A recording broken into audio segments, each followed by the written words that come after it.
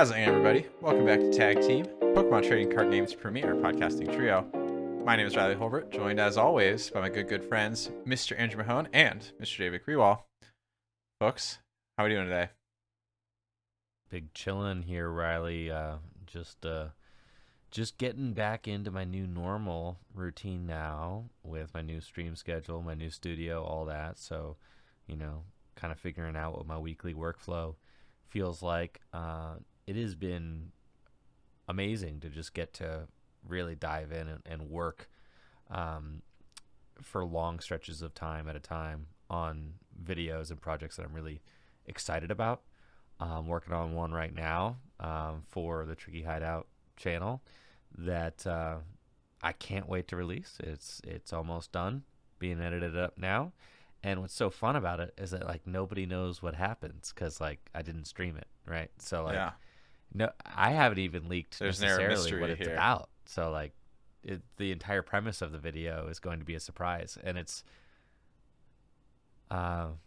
so I haven't even leaked what the video is going to be about. So the entire premise is going to be a surprise, and I'm excited to get to release that. There's something really cool about that as opposed to just kind of streaming everything that I do and then taking stream edits and then chopping those up into YouTube bits, because then it feels like the people who watch my channel the most already know what happens, so they're not going to click the YouTube video because they've already kind of seen it, right? So in a way it's kind of a backwards way of doing it.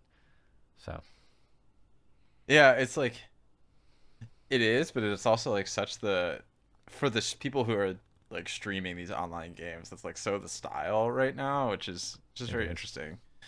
And maybe that's just because it's the fastest way to pump out the videos. I don't know. Probably a little bit of that. JW, how you doing? I'm good. Back in the States. Rested up from my adventures in London, and feeling good. Getting back into the swing of things. I mean, it's always hard to go back into work after a nice vacation, but feeling good about things and excited to be back. Yeah, I'm sure you're excited to be away from that tournament performance, right? Dude, I just the distance between put you. Put the ball on the tee, and I knew you guys were just gonna hit me I out think of the we park. both predicted that you were not going to. And you were right, okay? And you were right, all right? You were right. Let's take a brief look at our over-unders from... Okay, yeah, let's take a look at that. Yes, over-unders. Well, let's go in order. So how many Badoo in top 8? You both said under 2.5, and that was incorrect. There were 4 or 5. I believe. Yeah. So 5, I think, right? Because there was 2 in Dragapult, and then 1 in the cloth deck. Okay. Anyway, I won that one. There were 2 in the cloth deck, actually. What meta share of the entire tournament was Miraidon? And Andrew, you overshot it. It was about 9%. Andrew, you said 12. I said 10. Riley said 10. I was one of those Miraidon players. So, Andrew, you're the worst for that one. All right, okay. You lose fine. again. You lose again. And then the things that didn't cost me any money. And then the over/under top 64. I knew you guys were sweating after day one, but you both said I had faith you'd come through. You went in at 7-2, didn't you, or something? I did. Yes. Man, went in at 7-2 and couldn't convert. I have stories. Okay, it is. Ultimately, it's my fault. But spare me the sob stories, dude. I do have the stories. Okay, I do have the explanation. I want to hear. I want to hear them. Yeah, I want to hear them. Thank you. So you were both right. You took the over that I would finish over 64th place. So there it is. So anyway, I won 2 out of 3. I had 2 out of 3 correct. Andrew, you had 1 out of 3. Riley also 1 out of 3. So didn't I also say 10% of Miraidon? Oh yeah, okay, 2 out of 3. You're right. Yeah, come on. Okay, shoot. You're trying to clap back. Right? I know. I am trying to clap a little bit. All right, so I'm just clapping on Andrew. I'm clapping on Andrew. That's fine. I'm not even sweating this. Anyways, go ahead. Your sob story. Let's hear it. All right. Well, this was a funny tournament. So EUIC, it was a funny tournament. Very unusual tournament. I feel like I always say that, but this one was wild. So I play my first round. I'm playing against a control player, and it's actually like a really this whole tournament is kind of full circle. So I'm going to lay out some details here in the first 2 rounds that will end up mattering in the last round. Okay. Ultimately not really mattering, but it'll make more sense. But anyway. So round 1, I'm playing a control player.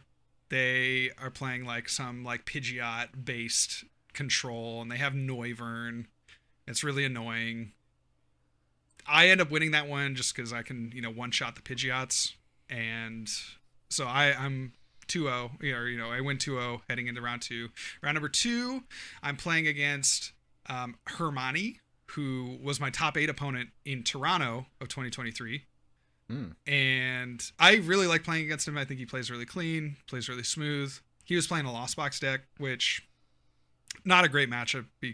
I was playing Miraidon. I was playing the Puerto Rico winning list with the Zapdos, but it's just hard to get through a Pikachu, obviously, with that ability. So I ended up winning the first game, losing the second game, and then absolutely bricking in the third game. But during the first game, and mind you, I was playing against the control deck in the first round, and it was a bit of a warm up, and I also hadn't really like prize checked, and my opponent didn't take any knockouts. So round 2, in game 1, I'm like searching my deck. I'm like, after a knockout, I'm like, man, it'd be really good to get Pheasantipity here so I can like draw a few extra cards. And I like play my nest ball. I'm like searching. I like don't see it. I'm like, okay, that's fine. Like I must have just prized it. Like draw a Hisuian Heavy Ball later. I'm like, play that. Search my prizes. No, no Pheasantipity in the list. And I'm like, oh my gosh. We were testing decks the night before, like after list submission, and or after I had submitted my list. It was like midday, and I just like had my Pheasantipity in my Archaludon deck, and I left that all back at the hotel. And the hotel is not walking distance. The hotel is like, well, it is walking distance, but it's like a 20-minute walk. So anyway, I'm like freaking out. I'm like trying to call Jesse. I'm like, dude, like I need to get a hold of you. Somebody has to have this card.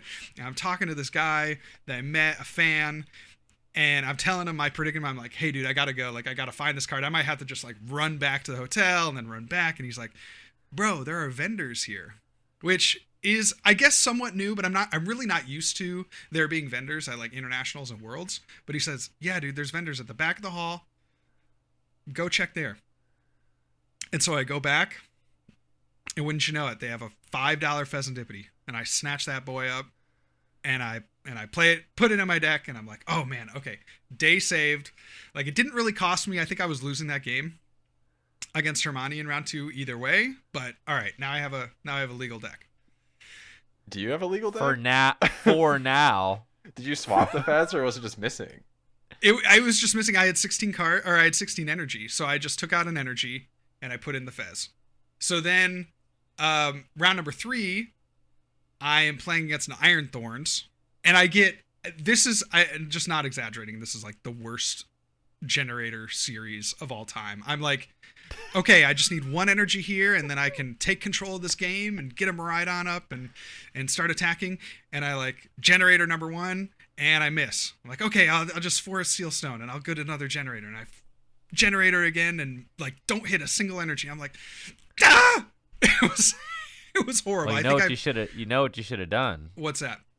Kept the 16th energy and bought a couple more gone to the vendor, bought a couple more lightning energy and tossed them suckers in. Exactly. I know. It actually hurt me to take out the pheasant, put in the pheasant and take out the energy.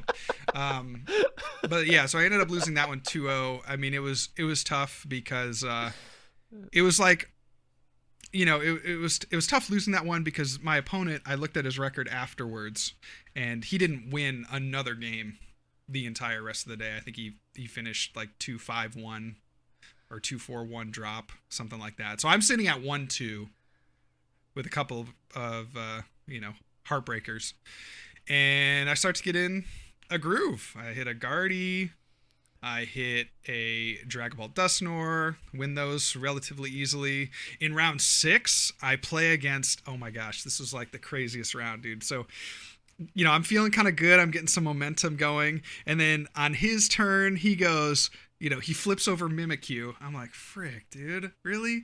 And then he goes, Arvin for Buddy Buddy Poffin and TM Evo.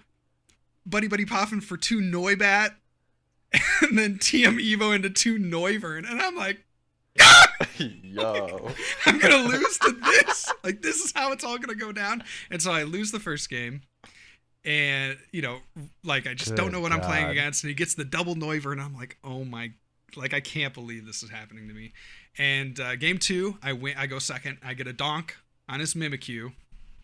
And then game 3 is just this really long drawn out. I'm able to take 1 knockout on a Noibat.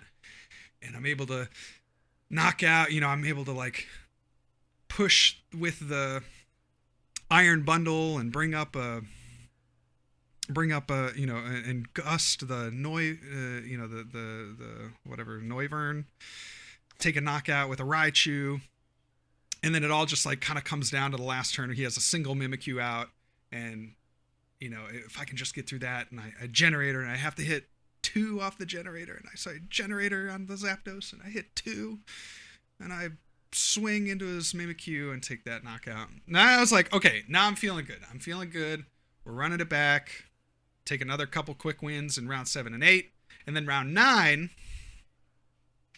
And I'm sorry to my opponent. He was really, really looking forward to making day 2. I just know, when you're walking up to that last table and they're kind of hugging their bag, they're feeling ready to ID. They're kind of looking around and just kind of that they're not. They setting see the up other for the tables game. around them agreeing.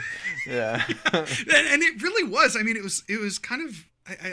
I don't know exactly how many people on our table ID'd or not, because I was pretty focused on that game. But it was. I mean, no one around us in the direct vicinity was playing their game out, which I am That's ridiculous. That's with less rounds, dude. You cannot win the tournament. It's You so cannot silly. win. Ridiculous. So silly. Not only can you not win, look at Jesse. Jesse went in at 6-2-1 and didn't get money, bro. He didn't even get money. It was crazy. He also ID'd. It was final round. It was crazy. So dude. the moral of the story is don't freaking ID anywhere. Ever. Some people, like again, and we've said this before. We talked about this a lot. There are some people for whom the day 2 means more than money or more than a top finish, which is crazy. There are right. The day 2 will mean more when you actually win for it. Yes. So I am. Whenever that day comes. I just knew, man. When he was sitting there, kind of tapping his leg, and huddling over his Okay, back. well here's low-key my take. When the people are like that and you refuse, you also kind of tilt them, which gives you a strategic advantage.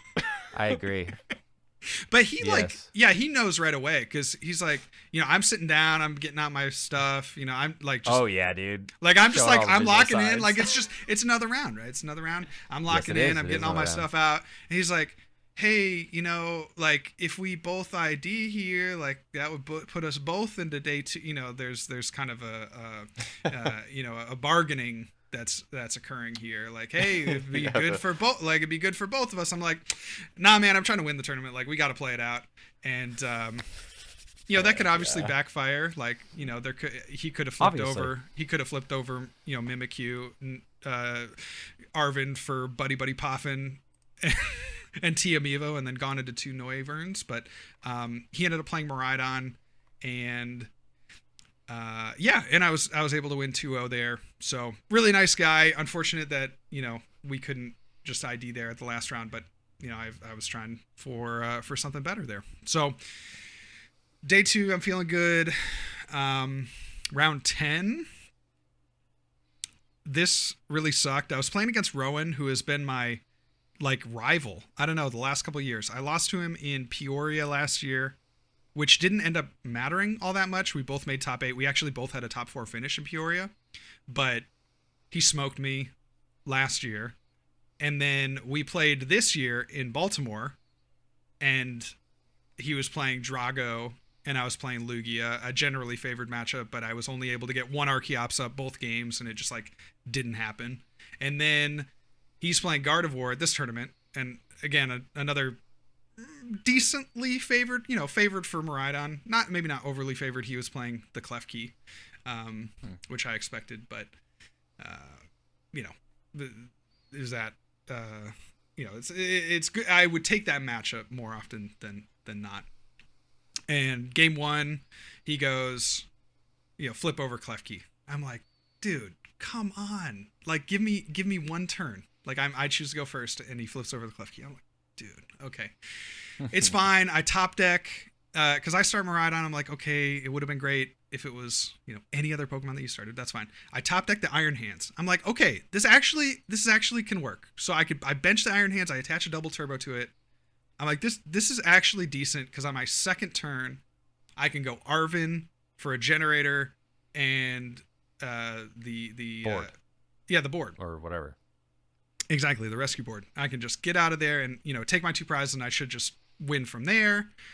He has a pretty slow setup, but he has the single boss in his hand. Serious? And I'm like, oof. God! At that point, Freaking kidding me, bro. Yeah, exactly. You're the one of Klefki and then the one of and he really doesn't have much beyond that. But I also prize my switch card. So I'm just like, it's just all falling apart here, and and so I lose that first game, and it was just awful, and then I just lose the second game, and it just sucked so bad. So okay, but I respect Rowan as a player, and so obviously he's a great player, and there was one misplay that I wasn't able to capitalize on, but beyond that, he played as well as you could, and he just had again that great luck in that first game, and pretty decent luck in the second game, and then the round after that, I'm playing against a Dusknoir Dragapult deck, and I'm feeling decent about this. Game 1, I get a knockout on his only Dreepy, but I have to do it with a Raikou, so it's kind of awkward because it puts me at weird prizes, but it's cool. I follow that up with an Iron Hands, and then the only way, and I've also popped Magneton at this point, so the only way that he can win, like have a chance to win, is if off an Iono he can hit Rare Candy, Rare Candy, Dragapult, Crystal. That's like the only chance, and he Ionos to 5, and so he slams the Iono down. It's his only draw supporter, and that's like exactly what he hits, and he like counter catches up something and like knocks it out and does all the things, and like I'm just kind of reeling from that point on, and it was really frustrating. So anyway, lost that game as well. Round 12, I played another Lost Box deck, Lost Box Pikachu, took that win. That was against who was oh shoot, why am I forgetting their name? An IC winner with Future Box, and he also won like the first tournament with Iron Hands. Why am I forgetting his name? Yeah, I'm blanking too. Starts like a K or something. Oh, Consta. Yeah, Consta. Yeah. So I played him. Great opponent. Hadn't played him before. And then last round. So this is fascinating. Somewhere in round 12, I lose a card. I'm counting my cards out for round 13. I have 59 cards. And I'm like, no, that can't be right. Like I didn't lose a card. I count them all out again. 59 it's not cards. Consta, dude. It's Juho. Juho Kalama. Yeah. Last Juho. name starts with a K. Well, they're brothers, right? Just audited your ass, dude. Okay, whatever. Juho, thank you. So that was round 12. So round 13, I'm like counting on my cards, 59. I count them again, 59. I'm like, oh my gosh, I can't believe I have a deck list here. I like call over a judge. I'm like, hey, like I lost a card. Can you help me? Like find it. Maybe it was left at the last table. And the judge is like, I don't know. I don't know what to do. And I'm like, okay, that's Sure. not helpful. So I like search through my deck and I'm like, okay, what card am I missing? Like maybe somebody can help me out. It turns out I'm missing 1 lightning energy. And I'm like, that's crazy because the only other card that I have in my bag is a lightning energy. So I pull out that lightning energy, sleeve it up, only to lose to a Snorlax stall in round 13. So I end the tournament at 8-5. Ugh. Man, what a storied tale. From 1 and 2, you clutched your way out Yep. of the 1 and 2 hole. Yep.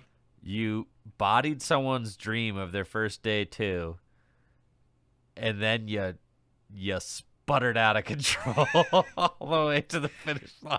I mean, well, but it's like, it's not even, I don't know. I don't feel like this.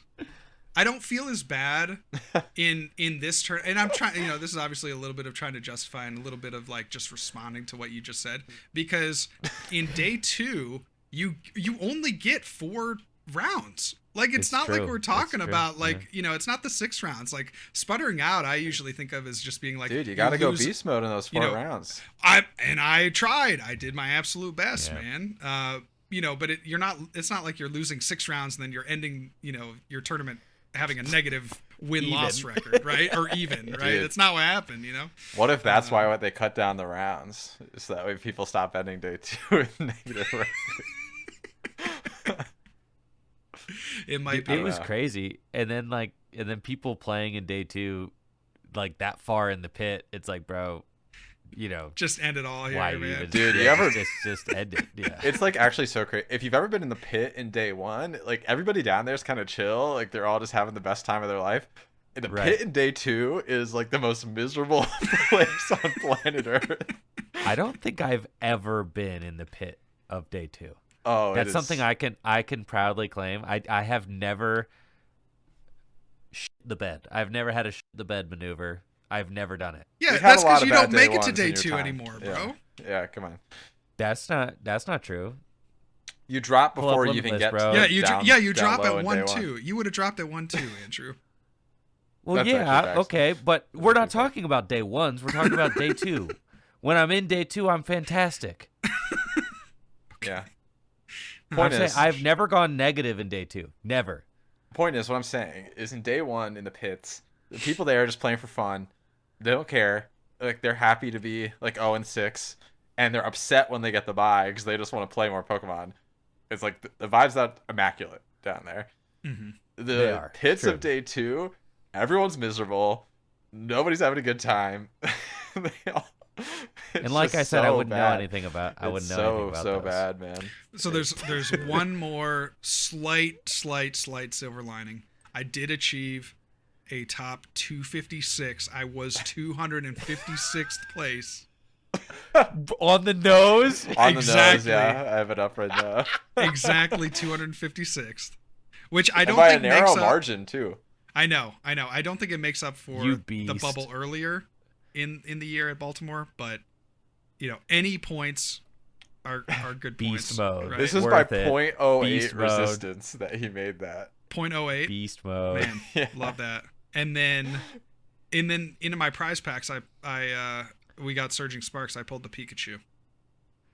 The gold Beast one? mode. No, The alt rare. The art rare. The art one? The reason I asked if it was the gold one is because you were hyping up that ugly piece of shit card the other week. And so I was confused if maybe that was the one you were referring to. No, it's so good. It's so good. Dude, the golds are so bad. I'm so for real. I'm glad you got the no, art one it's- though. That card is beautiful. Yeah, it was nice. So yeah, it was. For the 10 was, minutes that you owned it before you sold it to the vendor. Probably pays still have pays for it. like half the flight. So that's I not still bad. have it. I need to grade some of these cards. I got the Zard. I got the Pikachu. Yo, I just sent a PSA Latias. submission away. You did? I just sent one out. Yeah, we did a little group order at the shop. We got a bunch of cool stuff going out. Nice. I am most excited to see if I can get a 10 on my Japanese Master Ball Umbreon. That would be that's, sick. Probably the biggest card. I also have a Japanese Secret Art Rare Pikachu EX that I pulled that I'm grading. I got the alt art Japanese Lycia that was released relatively recently as well. That could be a big ticket if it grades 10. Just put that one away for 5 years, and then I'm sure it's gonna be nuts. Yeah, so got a few bangers. That's great. It's great to hear. So, yeah. So anyway, that was kind of the totality of the tournament. I had a couple extra days in London. Got to see the town. Got to hang out with the local lads. Went out to a brewery, or no, not a brewery. What? Went out to a pub. A pub. No, it wasn't even a pub. Because it was outdoors. So it's like an ale house, maybe. Like a beer garden. A beer garden? Yeah, maybe something like that. Anyway, guess what happened? Bro doesn't even know what he did. Yeah, I don't know what I don't know what it's called. I don't know what it's called. But they just, the lads took me down to the ale house or whatever, the beer garden. They kicked us out at 11. Dude, you're so drunk you didn't know where you were at or what was going on. Of course they kicked you out. No. So apparently the train stopped running at 11:30 or something in London. Just every night. So this was Saturday night, and so they shut down all the bars at 11, which I thought was crazy. That is nuts. 11? That's not even midnight. Yeah, that's pretty nuts. It's not even 11:30. That's messed up. I mean, yeah, dude. Like, what kind of nightlife is that? That's what I was saying. What are we gonna turn into pumpkins? Is it where you're gonna tuck me in at night? Like, what's gonna turn into the boys were telling me that it was to combat the extreme drunkenness of the local population, but I was like floored when I heard that. Like, man, it's basically prohibition. Essentially. So anyway, that was a bit of a damper, but then the next day I got to see the Tower of London, which is fascinating, and the Churchill War Rooms, which I spent 3 hours touring. I had medium expectations for the War Rooms because it's just like the underground bunker that they did all of, a lot of the government business, at least the kind of wartime government business. And I had like moderate expectations, but then I like spent 3 hours there and I was going to spend longer. And then the PA announcer comes on and is like, hey, if we're closing in like 20 minutes. So if you want to see, the highlights, like go there now. And I'm like, oh my goodness, can't believe I spent that long here. So it was pretty good. Yeah. Overall, great time. That's cool. I'm glad you had fun, man. Seriously. Congrats on top 256.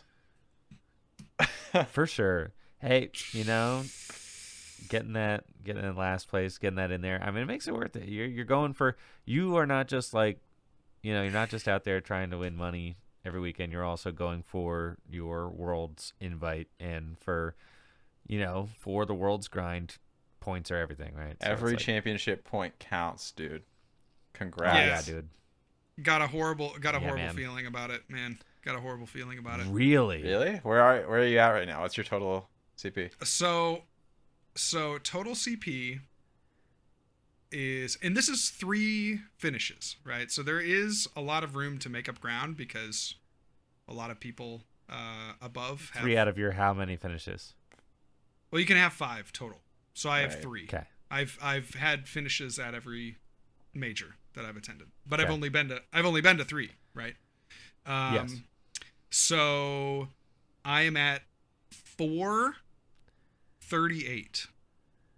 And that's with like your cups and challenges sorted. Well, no, I still need a cup. I could bump a few more points out of challenges. I got a few more left, so I'm at 438. I have an open cup slot. I have a top 8 at a cup, so like I got a few more points I can squeeze out of cups, and then I got potentially 2 more majors left. So my hope is that the invite threshold is about 650, 700. I don't know how realistic that is, but I was seeing mid 700 on is what people are saying. Yeah, that's kind of not my worry, but that's kind of where that would be that would be a high, pretty high threshold, I think, for me in the last, Do you know where it's at right now? Low margin for error. I think it's what, 550 right now. I got you. I think, yeah. I mean, it's the thing about this style of invite is that, for a talented and accomplished player such as yourself, like if you're just going to go the route of like, well, I'm going to go to 5 events and see how it works, it's like you can't.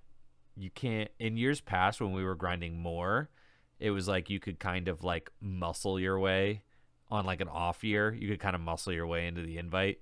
Like that's not really what's happening anymore, right? Like you on an off year, you would have to muscle your way in by like going to a lot more events, and it's like that's just not really the life position that we're in right now, right? Yeah. So it's like 537 right now. Yeah. So, it's probably going up by a decent amount more. Yeah, it's tough to say how much more. I was looking at some of the other finishes, and there are 9. I was looking. There are 9 players above. If we just look at regionals finish or regionals and above, like regionals and IC finishes, there are 9 players that have more points than I do, with 3 or less finishes.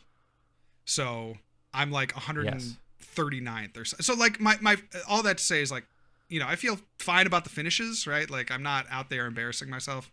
Well, you might think I embarrass myself at EUIC, but in terms of like return, let me pull up. Right? Let me pull up your profile here and see what your years looks like so far. I'll be the judge of whether or not it's embarrassing. It's been tough. It's been tough. Like embarrassment notwithstanding, though, it's like you also, if you're only going to 2 more majors, like you gotta perform at both of them. Well, that's not necessarily true. Or you have to All spike right, one. Yeah. Dude, I've got your year pulled up, bro. It sucks. It's not the worst. You haven't Fact done checked anything by a good real yet. American patriot. Yeah, you haven't done anything good yet. You don't deserve a World's invite right now. Well, Not even close. I don't think anyone's. Well, he literally doesn't because he's not in the top 128. So. I don't think anyone's. No, I know, but I'm saying it's not a sob story. Like you gotta. Well, you gotta I know do you something. guys are. I know you guys are pulling for me. That's what. That's 100%. what keeps my spirits up. Because I know you guys aren't rooting against me, so that No. has me feeling good. No, but I'm coming in here letting you know, trying to light a fire under you. You gotta do something, bro. Yeah. Yep. Yeah, you wouldn't be crunching these numbers if you actually had some good finishes. You wouldn't be like, listen, man. Well, we'll just win Atlanta, and then we won't have to think about it anymore. there you go, hole in one. His ass is not winning Atlanta. He could. Listen, I just go by the history. Okay, JW was never gonna top 64 EUIC. Okay, we know that about him. Just like he's never gonna get a World's finish. But that man could win a regional for sure. Ouch. That's true. Yeah, that's right. Maybe I shown. should cancel. I should that. cancel New Orleans. I should try to hit That's what I was saying. another regional. Go to all My regionals. chances are much better at a regional. For sure. Statistically Than they are at speaking. That's true. Statistically That's true. speaking. Just run it by your stats. Okay, now man. you got me thinking now. Okay. I'm saying. All right. Interesting. Yeah, that is a good point. So, yeah, again, not the worst. I feel okay about the season. It's like a couple things here go my way, and we have a whole different. Dude, this past rotation just wasn't kind to you.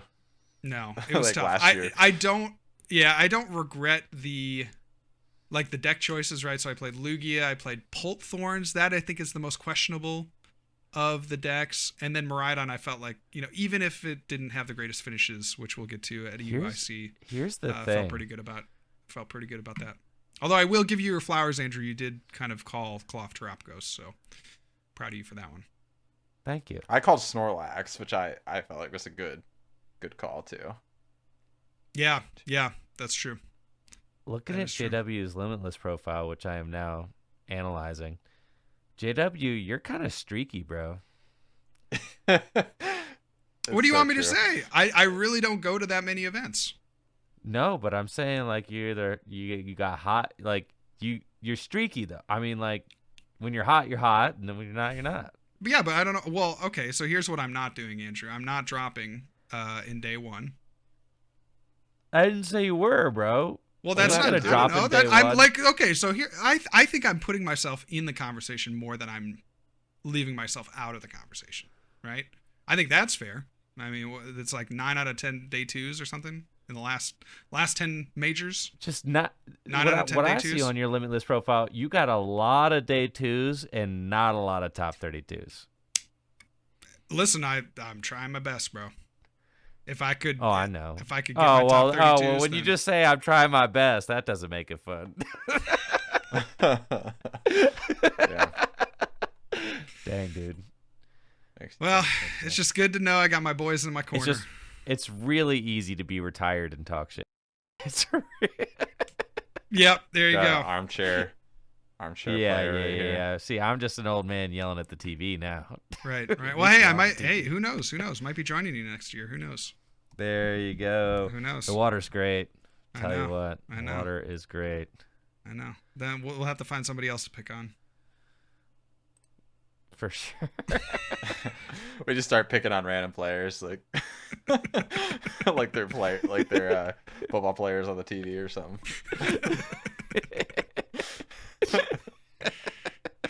A rough year for Isaiah Bratner. I don't know. That's the future, dude. That's the future. That's the I'm future telling of the you, cast. yes. Yeah. Uh-huh. It's the road we're going down for sure. But we got JW for at least a couple more months, so Yeah, That's for right. sure. That's right. So, yeah. We will. We'll see how it goes.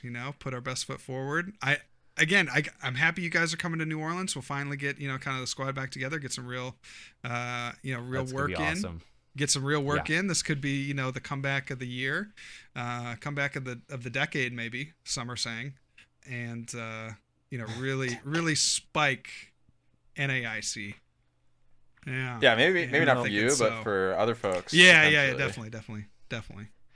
I'm feeling really good about this. Like, I'm really I've been looking forward to NAIC all year, and I have not felt not a single ounce of FOMO from like not being at any major events this year. Like, I felt really at peace with it. I feel really, really involved with everything I'm doing at home right now, and the new studio project, like building a new studio. I just I'm really, really involved with like everything going on here in Akron, and but I could see myself like, just for the foreseeable future, going to a couple of events a year and just like really enjoying that, and like enjoying the grind leading up to the events and stuff too.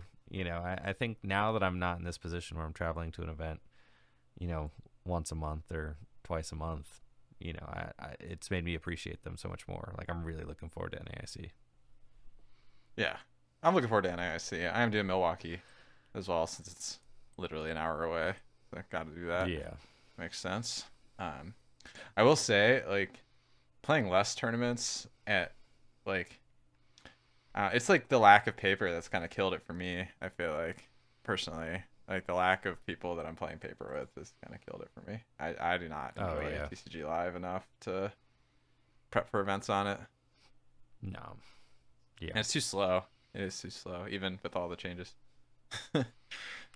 Really, I mean, doing the tabletop stuff on Tricky Gym is like what's kept my, my drive with the game alive. Getting to bring a guest into the studio, and then like the challenges that I've been cooking up with guests too, like Jesse and I's expanded challenges. Like, God, those have been so much fun. And anytime I get to do like a gym leader challenge conquest with somebody, like, I really put all my competitive energy into that stuff. JW, did you see Jesse? You were there for a little bit of Jesse and I's grass conquest. Yeah, I can't believe it. I thought he had the far superior deck. I gotta say it, but I mean, the Vileplume is a tried and true strategy, so it's hard to argue with the result. But yeah, I know you narrowly won, right? It was 3-2. He got up 2-1 or something. Yeah. Is that right? He did get up 2-1, yeah, and I marched it back. Yeah, I know. Yeah. I know he was feeling good when he won that third game. Oh yeah, dude. Yeah. I was feeling like I wanted to die when he freaking throttled me games 1. I think he throttled me game 1, and I made a comeback game 2.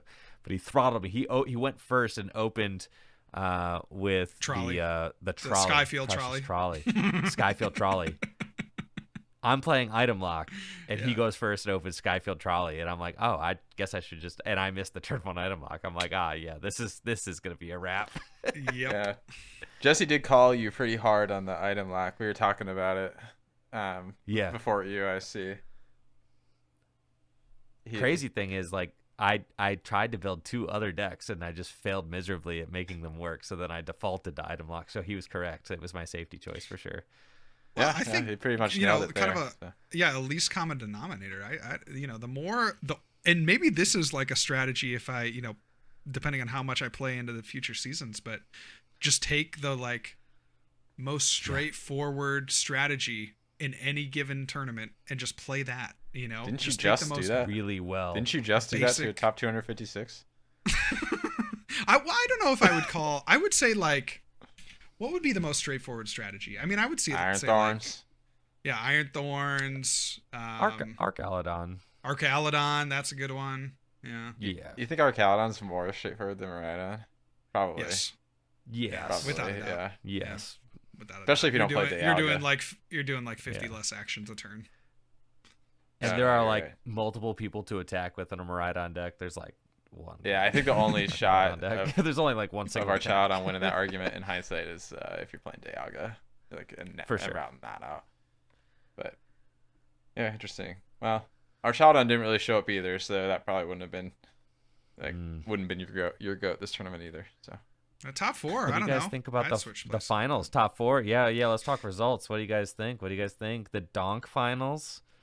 I mean, you had to see it coming when that was the matchup in the finals. Honestly, like I thought Xander had the deck to win the tournament. I really did, and he just like he had the worst matchup against the the Clov deck of like anybody in the top 8. And so it was just like so unfortunate. His deck like blew me away. That was so good. I'm looking at his list and like taking a look at the top 4 decks. That was the deck that I liked the most Yeah, by a lot. totally. Yeah. And he was just giving like such main character energy, like the Goldango against it Yeah. all, the Goldango against it all. It was so sick.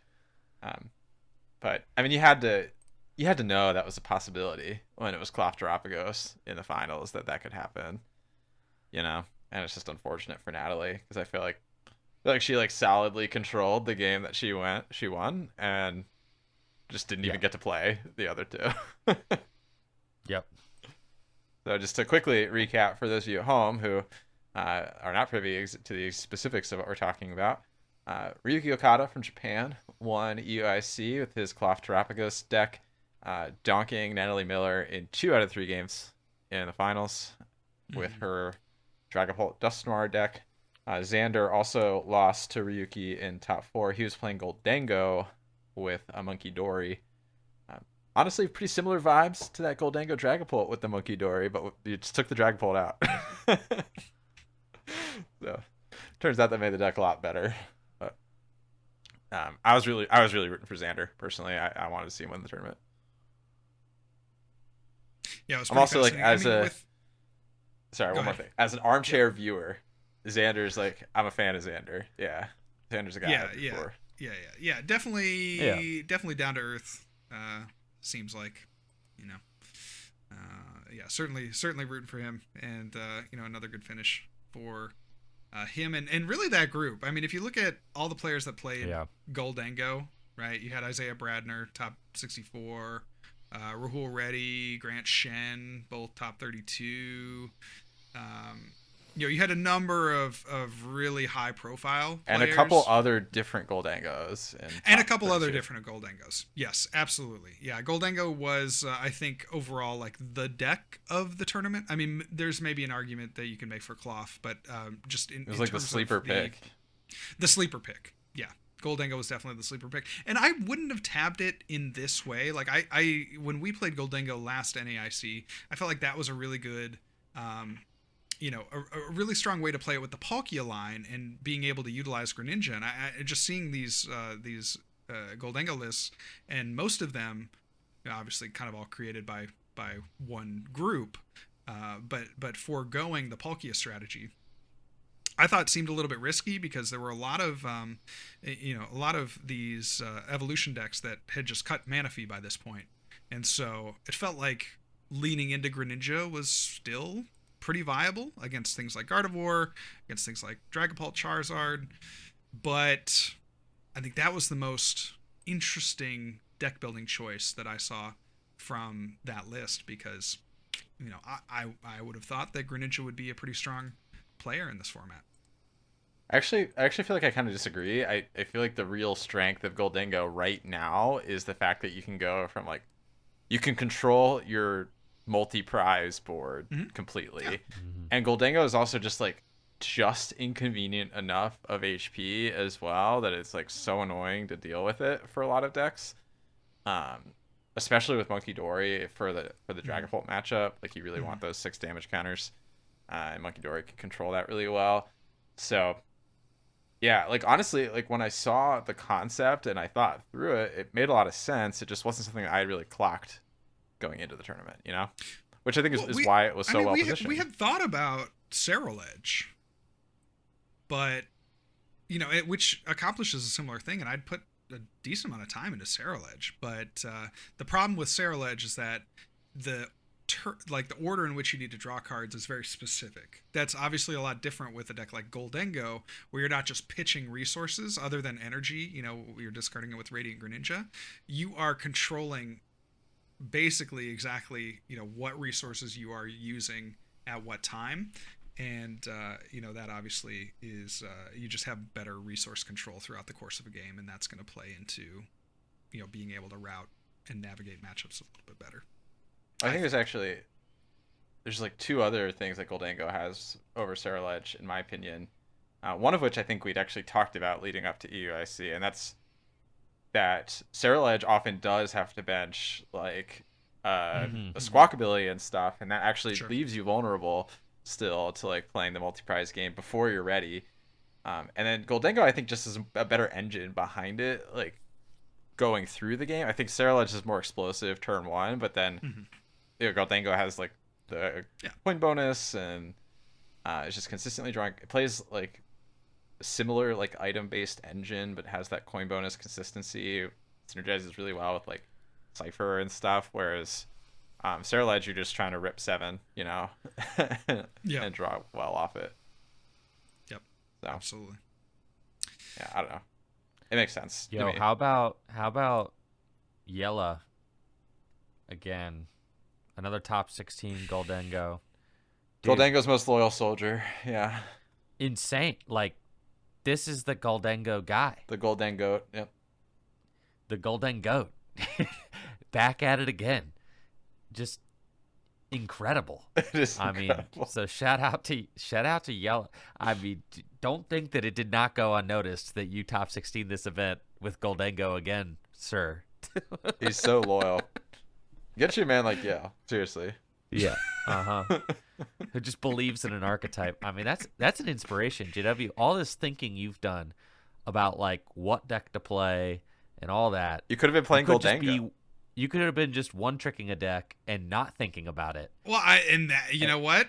As the years go on, I keep thinking that that's a better and better plan, and I keep telling anyone that will listen that is a very viable strategy, and Yella absolutely proving that out here. Oh yeah, learn how to play one deck and play it well. Yep, absolutely. So very interesting stuff. I mean, we had obviously the Clock Terapagos. We should talk a little bit about that for players that are still in this format. There's a few more weeks of cups and challenges, but I mean, Cloth Terapagos, that was something, Andrew, that you brought up last week as what you would recommend that that I play, and there just wasn't enough time to really learn the ins and outs. But a couple of Badoo, obviously quite good in a deck like this. You can stack up all that damage with the poison, and you can hit for more damage with the Binding Mochi. I mean, it really is in many ways we should cut the cloth out of the title of this deck and call it Badoo Terapagos, because that's just such a powerful attacker in this deck. Yeah, with the poison engine, I mean, Badoo is just ridiculous, and I've seen I've seen players take multiple knockouts with Badoo and Poison early on in the match. You attach the Binding Mochi to it, and you poison it, and then with the Poison Peak on the Radiant Hisuian Sneasler and the Binding Mochi, I mean you're up to like 80 damage, 80 total damage between turns, and then your Badoo never dies from poison, because you can just like switch it around. It's not a problem. You play 4 switch card, so it's just ridiculous. It's a ridiculous strategy. Yeah, pretty cool stuff. So I think just obviously this deck had some peak around some of those European regionals earlier in the season, and then tailed off a bit. But I think Perfect Storm, we saw a number of cloth in the top 16 from EUIC. I think Badoo really gives it another level that that these players capitalize off of.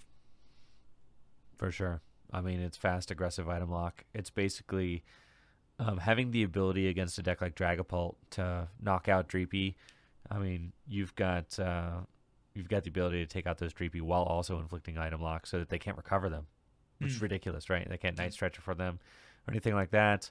And all the while, you're building up a board, and your Terapagos can just swing for one-hit KOs on major things. Once they eventually get that up and going, you can transition into your Terapagos. I mean, Cloth is like the nice single prize attacker, but it's really not a Cloth deck. It's a Terapagos deck featuring Cloth. Yeah, absolutely. Yeah. Any final totally thoughts? Agree. Any final thoughts here on UIC and top performing decks? No, I think the Goldango is the most interesting kind of blossoming flower in this format, and it was really cool to see it. Well, it's crazy too that Goldango certainly was helped by just the insane amount of Archaladon. I can't believe Archaladon was number 3 in the top most played decks. You say that, but like you were super heavily considering Archaladon. Yeah, I mean a number of players were heavily considering it, but then it kind of showed its true self. I feel like in the days leading up to the event, like it just wasn't quite where it needed to be. It wasn't quite hitting the numbers. It wasn't, it didn't quite have the oomph, I guess. I mean, there are certainly good matchups, right, that it has, and in the right metagame, it can really do some damage. But I just didn't feel like that was this tournament. To be honest, I think Archaladon still has like fine overall matchups, but it takes really just hard losses to decks like Goldango and Saraledge that just wipe the floor with its attackers so easily. It needs to take a hit, And I think props to people like Sander who like saw the fact that people were pivoting towards that kind of strategy and like recognized the gap to close the deck like Goldango, Yeah, absolutely. Dude, you know what's cool? What was that? We got our post-rotation coming up in April. Journey Together coming out in April, end of March pre-releases. I mean, really next Friday. So like this upcoming Friday, the following Friday is our midnight pre-release for Journey Together. So like it's coming up quick. And Full Grip is hosting the 4K doubleheader weekend, and Standard has sold out. 140 players. It is capped. That's amazing. Yeah. Very exciting. I mean, we've got over 100 for Gym Leader Challenge on Sunday so far. But yeah, that is going to be a massive. It's Journey Together release weekend, so March 29th and 30th. Going to be the first major post-rotation event, major streamed post-rotation event happening in the West. I mean, really, Japan has kind of already played and now is like going to be done with our post-rotation format, like literally like next week.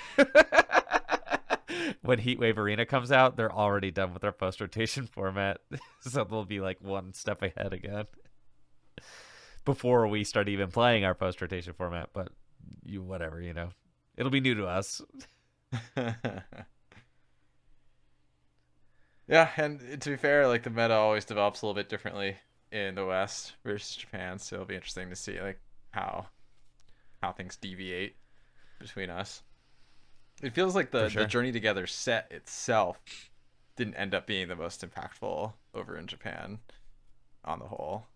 Like the Zoroark deck was maybe the premier archetype that came out of it, and even then it like I mean, I think thriving. it kind of boiled down to one card, right? Like I felt like the most impactful card was the Clefairy, right? Giving Dragon Pokemon Psychic weakness, much deserved weakness. Right. So now you could handle Dragapult, which obviously should be big post rotation, and Raging Bolt, which is a counter to Dragapult that also has high HP and is somewhat hard to deal with for a lot of decks. So I think that to me was the big metagame shakeup card was that Clefairy.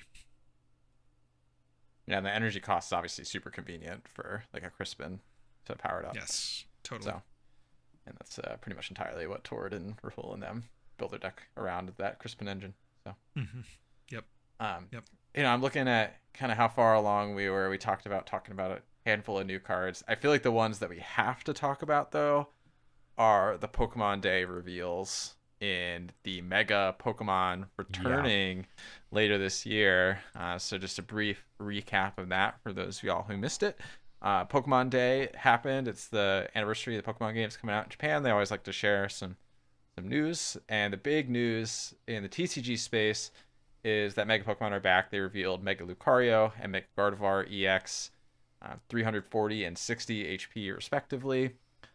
Interestingly, they're very different than the prior iteration of Megas. Notably, they just evolved from like the prior stage of the Pokemon. So Mega Lucario evolves from Riolu, Mega Gardevoir evolves from Kirlia, as opposed to prior Megas that evolved from like their EX self. Honestly, the cards themselves don't seem that mind-blowing to me, like outside of their HP stat. The Gardevoir synergizes super well with like the regular Gardevoir EX, but the one thing that's really got people in a tizzy, 3 prize cards, they're back. We made a couple years with no 3 prize cards Pokemon being printed, and TBC had enough, or Pokemon Company in general had enough of that. Like, we need more 3 prizers in the game. So I'm curious like what your all's takes are as we re-enter that kind of era for Pokemon TCG. Seems really mid. First impressions, I'm not getting it.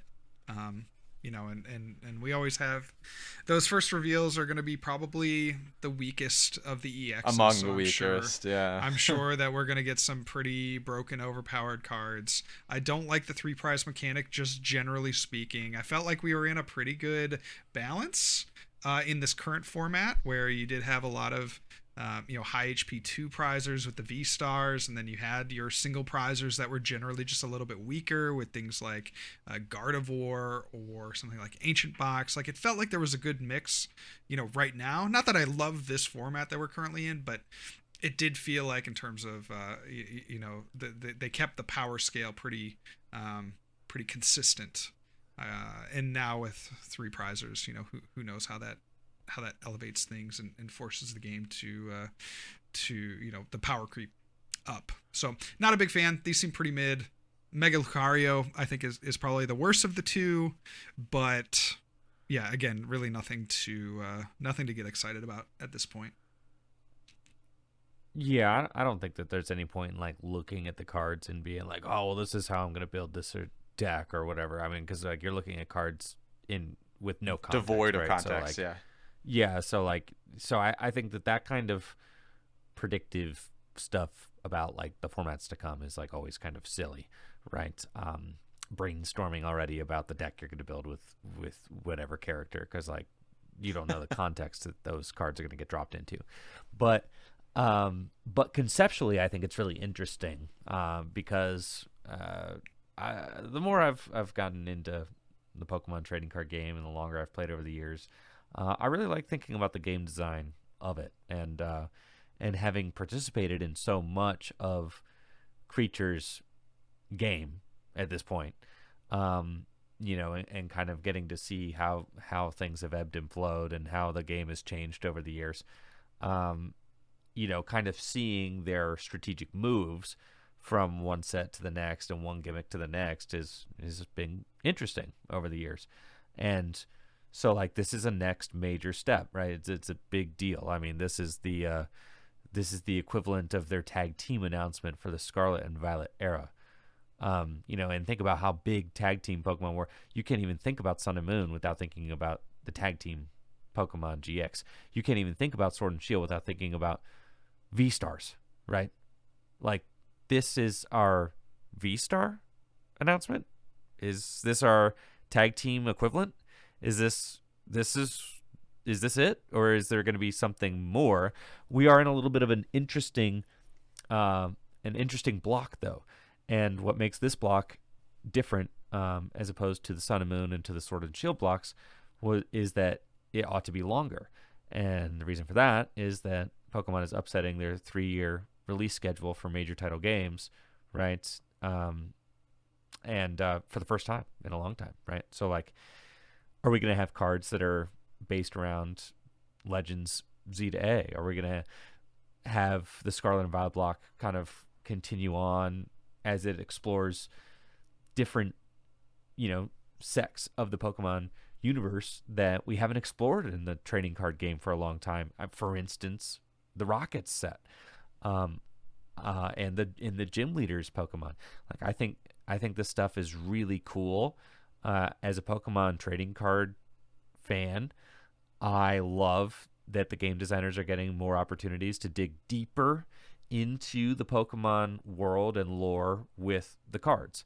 Even the fact that we are going back to Megas is exciting. So, I mean, I think that this shows, yes, we are going to be following Legend Z to A, right? Because Megas are going to be in Legend Z to A. So, like, yes. So this is showing, like, okay, this is the first time that the trading card game is going to be taking a major directive from like a spin-off game. Is Legend Z to A is like not a main series line game. Right? Arceus V-Star was like the first premier V-Star, and that was because of Legends Arceus.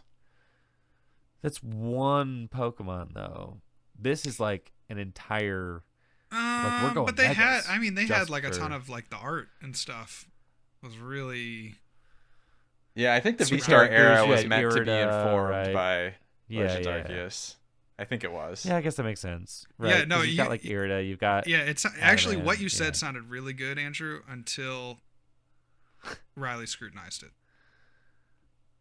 I'm still with you that like this is them, like now it's delving into Pokemon ZA and like that's the like design direction. I'm still with you. I'm just saying that I think.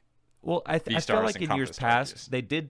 Well, they did. Okay, so like in years past, they always kind of like referenced the side games and stuff. Like they referenced the reboots. I mean, like the Double Crisis, for instance, was like a throwaway random set that they juiced out, like with like they just pumped it out with the a completely irrelevant non-meta.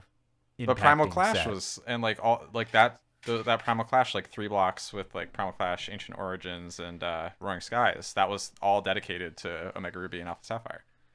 Was it? Yeah. Frick. Because they had the Primals and then Mega Rayquaza. You're right. But that's 3 sets. So like I don't know. We're presumably we're going to be getting more than with this. I mean, because we don't even have a next game announcement yet. So presumably we're going to get more than 3 sets. I don't know. But I think so, right? I mean, 3 sets is like most of a year, I guess. But yeah, I don't know. It's interesting though. I'll be interested to see like some things that I have question marks about. There are basic Pokemon that Mega Evolve, so are we getting basic 3 prizers again, or like are you going to do something different? To be honest, I would have been the idea that I was most partial to when. Because there was like people were talking about like of course Megas are going to come back with ZA and stuff like that in some form. Yeah. I was kind of the idea of like a Pokemon break type situation where you get to keep or level X or you get to keep the stuff below the card, but it's like it still evolves from. Because what I don't like is I don't like Mega Gardevoir evolving from Kirlia. That just doesn't sit right with me. Like Mega Gardevoir evolves from Gardevoir. Like that's how it works.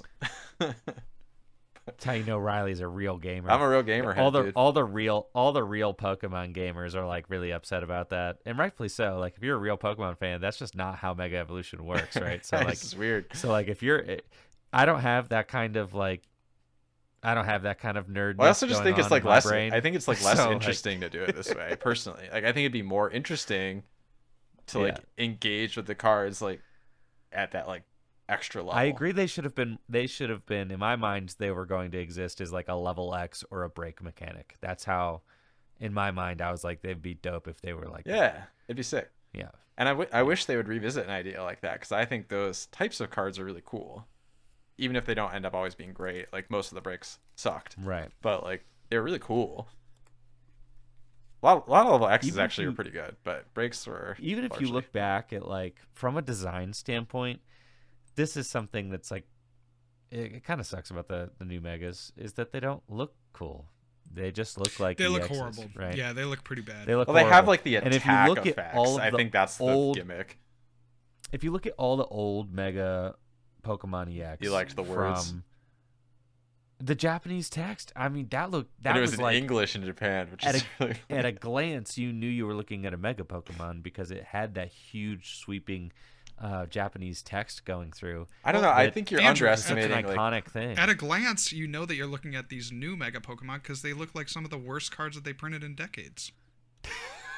I don't know about the worst card. They definitely do be giving. No, I'm with JW on this one. They suck. They definitely be giving hardcore like 5-band graphics vibes, but like Well, they literally are 5-band graphics. actually the Gardevoir isn't, which kind of surprised Okay, me. but the Lucario is. Lucario is. Yeah. But they have the attack like a visual effect is like clearly the equivalent of the text, and I think actually that is noticeable. Like if you saw a handful of mega cards next to a handful of non-mega EXs, I think you would notice that. To be fair, What are you saying? They have the what? like how the don't even Lucario has know that what you're blue and talking red about. punching effect, and the Gardevoir has the pink and Yeah. yellow Okay. swirl. That is Yeah, that it is the looks visual horrible. gimmick of these. It's I'm like not a- saying it's whether like it a- looks good or bad. I'm saying it exists. Like there's a visual. I make all Theme. my thumbnails in PowerPoint. That looks like a gradient. Yo, PowerPoint gradient. Like, yeah, I know how to make that effect. Yo, give me Photoshop. That's can right, look I that can up do for that, sure. bro. I am not a graphic designer. That's right. I'm just saying that the visual like unification is there. That's all.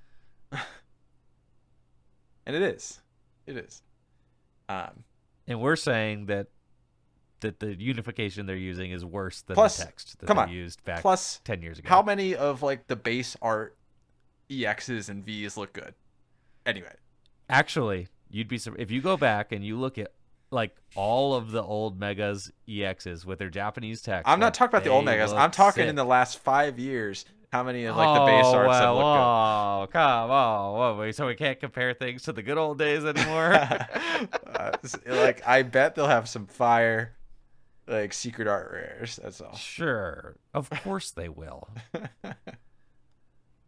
But honestly, like, because I just did a video on YouTube about. But these do look like these are definitely like giving the tin history art. of megas. These are And giving like tin. thinking about the future of the game. And I mean, like, I was shocked, like, going back and looking at all the old megas, because like I remember They're sick. Yeah. playing.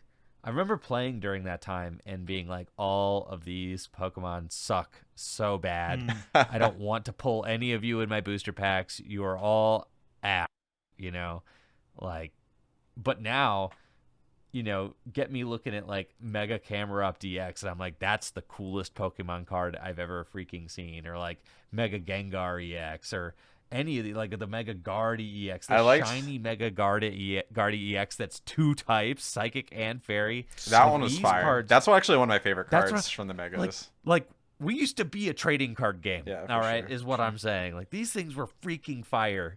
Like looking back, these were nuts. It was cool too that like they kept the text on the like full arts and stuff. Yeah. And it became like giant. Like that was sick. Yeah. Yeah, we definitely used to be a society, unfortunately.